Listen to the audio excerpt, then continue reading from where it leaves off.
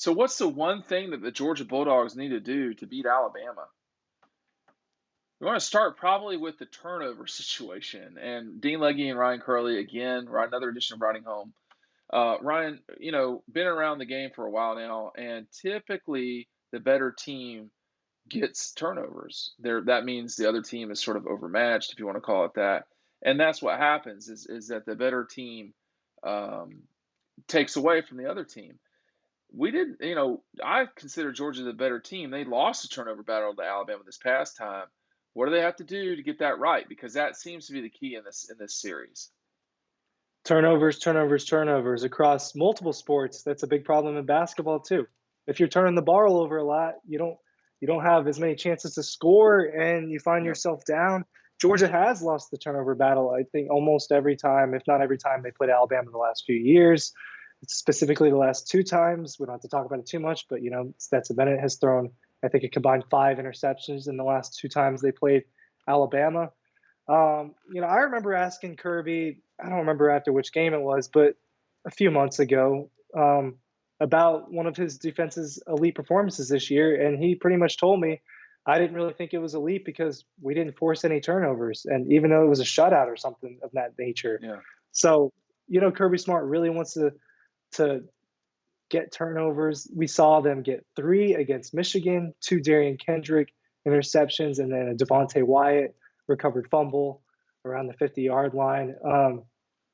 It's a huge part of the game. It's an absolutely huge part of the game. If you're forcing turnovers, you're another thing Kirby said, a momentum game. The momentum is in your direction. You're feeling good. Your guys on defense get more rest. There's so many different things that come of that. Well, it's usually a shorter field. I mean, Yeah. that's one of the biggest things is that uh, you're going to get the ball usually in a better situation, um, and that helps a lot. I mean, the in 2018. Jake Fromm threw 2 interceptions. I mean, he was 16 of 32 with 2 interceptions. He actually played okay against Alabama. It wasn't great, but the second interception was a killer. It really gave Alabama all of the momentum that they needed to win the game. And if you go back and you look at the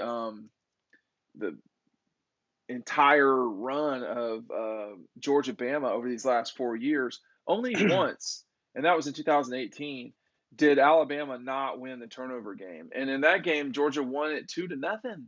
So in 21, they lost it 2-0. In 20, they lost it 3-1. In 17, they lost it 2-1. 2-1, that's not a big deal.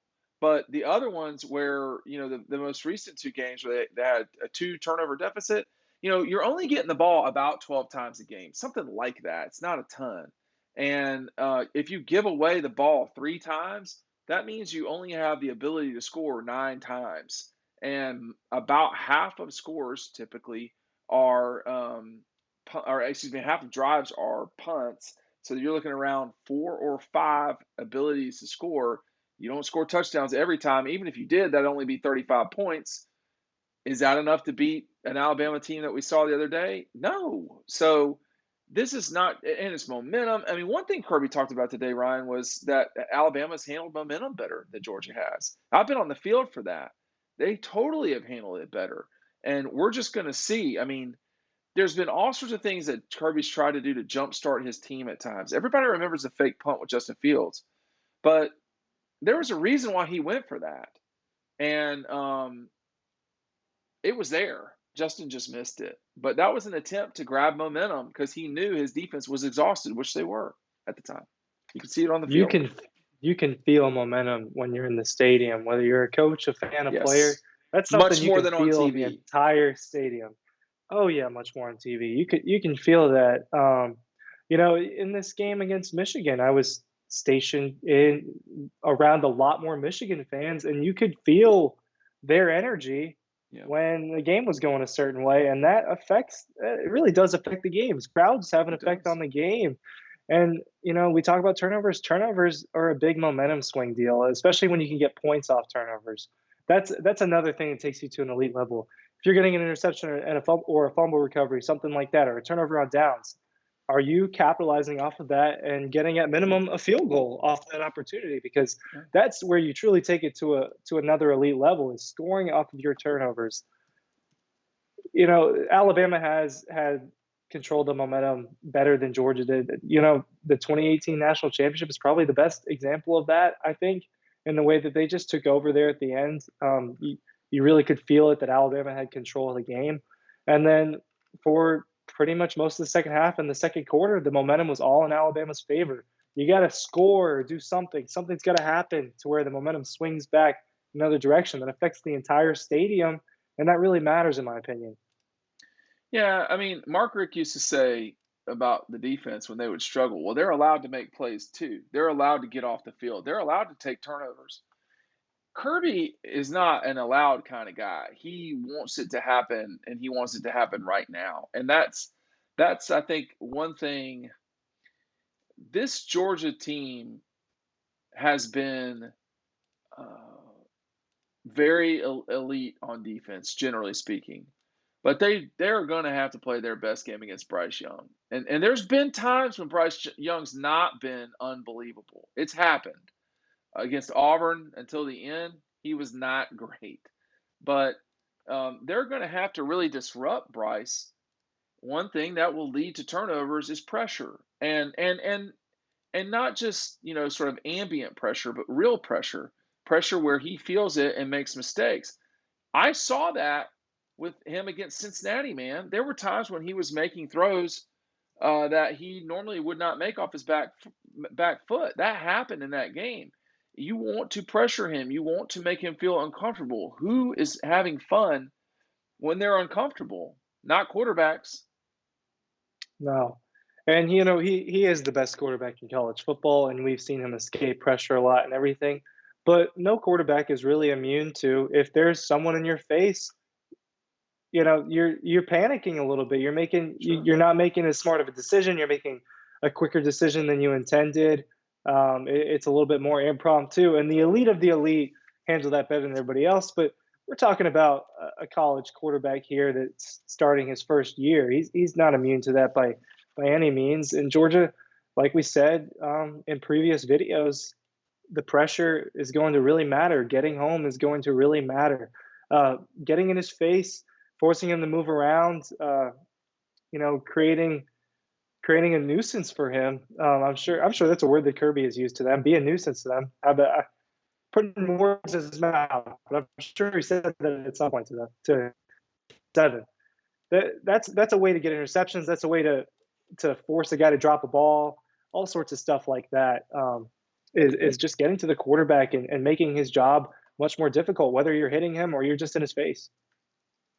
Well, you want pressure. I mean, the one thing that we talked about so much in basketball is does someone have space and time? Do they have space and time? You do not want to give people who are gifted space and time because then they're gone. I mean, they're right at the rack. You're in real trouble. So in football, space and time equals comfort. Um, Georgia needs to fight. This is going to be a war analogy. Georgia needs to fight like the Soviets did in World War II. They need to get right on top of the Nazis. And I'm not comparing Alabama to the Nazis. They need to get right on top of their foe and fight hand to hand. And that's what happened, and that's how the Soviets got out of Stalingrad.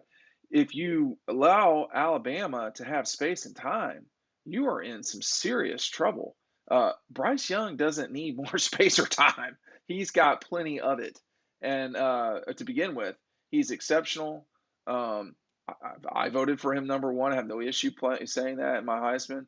You cannot give the guy space and time. It really does need to be a knife fight for Georgia. And they need to create their own space and time.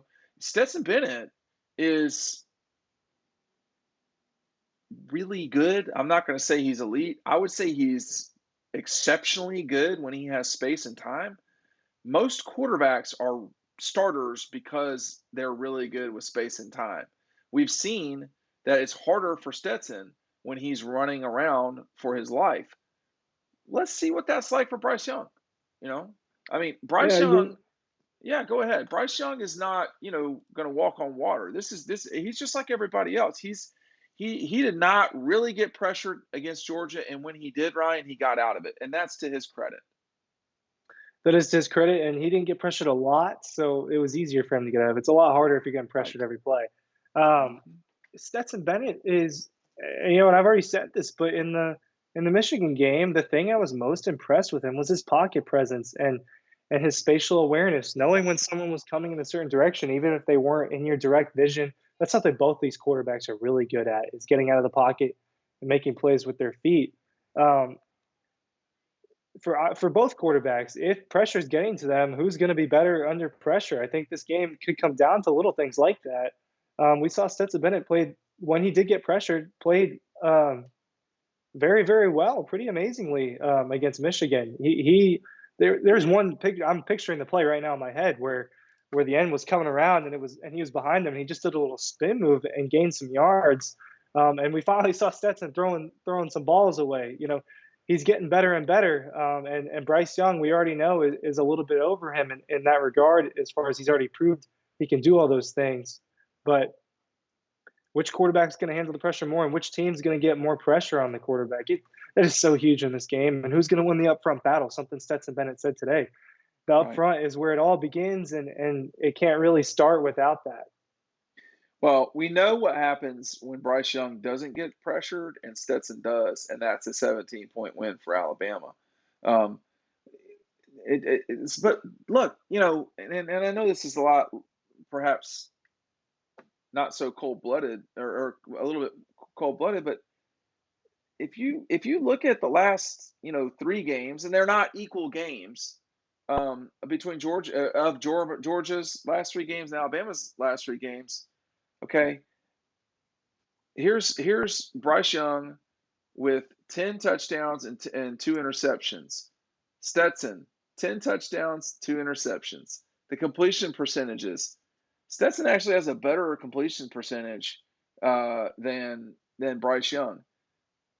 Bryce Young's been sacked 9 times.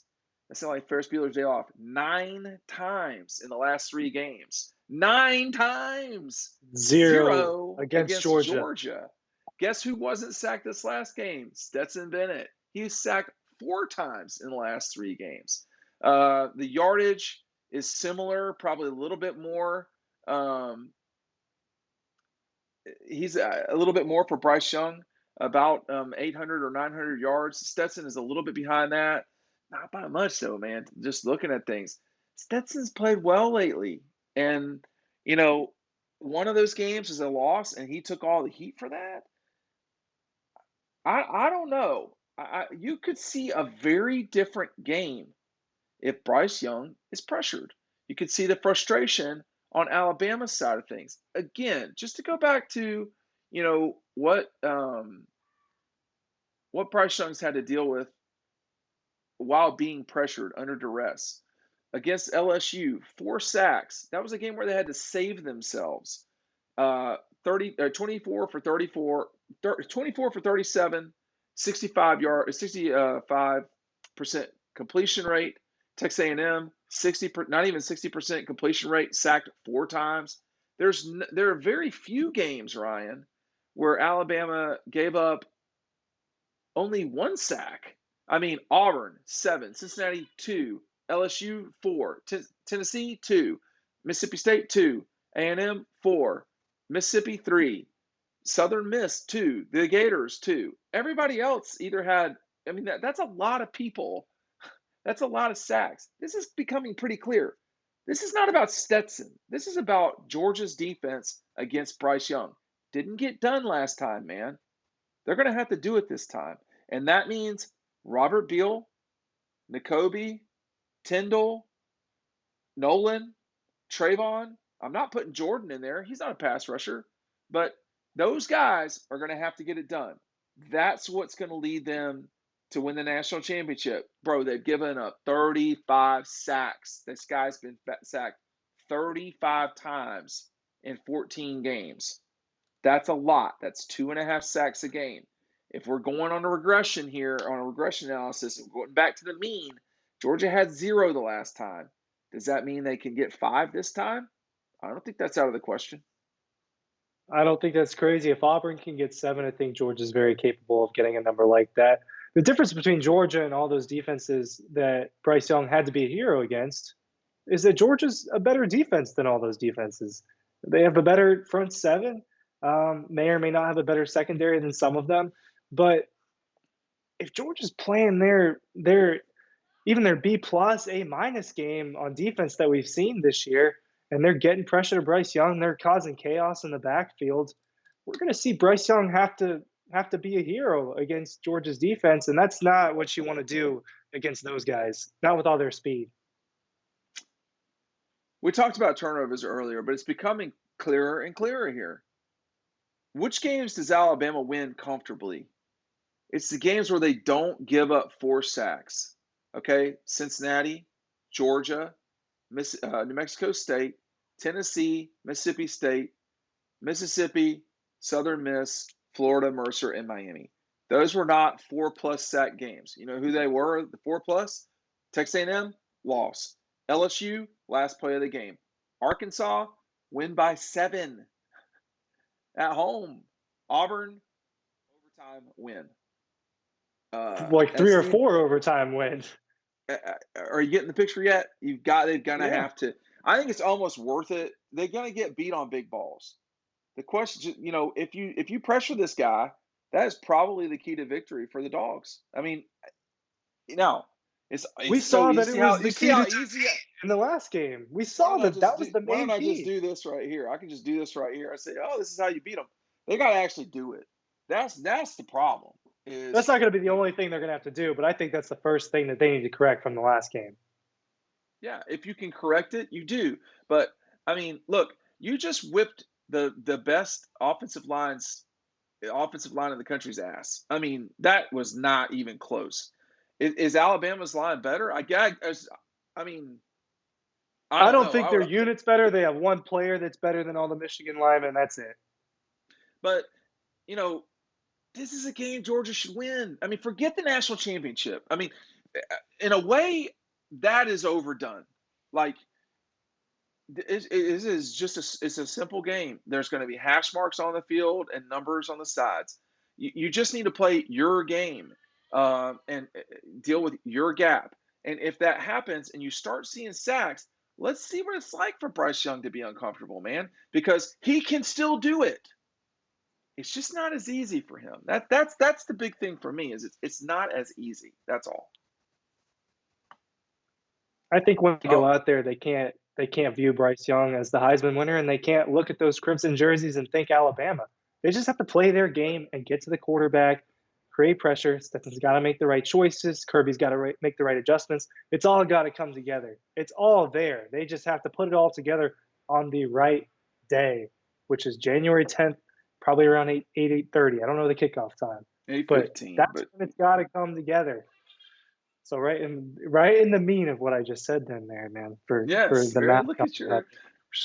yeah, you got your How about that? you got your analysis I there. was in Well, AP listen, math in high school, man. I was not. I was not, but AP that's okay. stats, actually. So take that. No, I just did graduate school statistical stuff, so we'll see how that goes. I remember my first I remember my first class in graduate school in finance, and I was like, I don't know about escaping this class, but I managed to somehow, and now I get to talk about sports with y'all. But anyway, thanks for watching. We'll see you over on the website.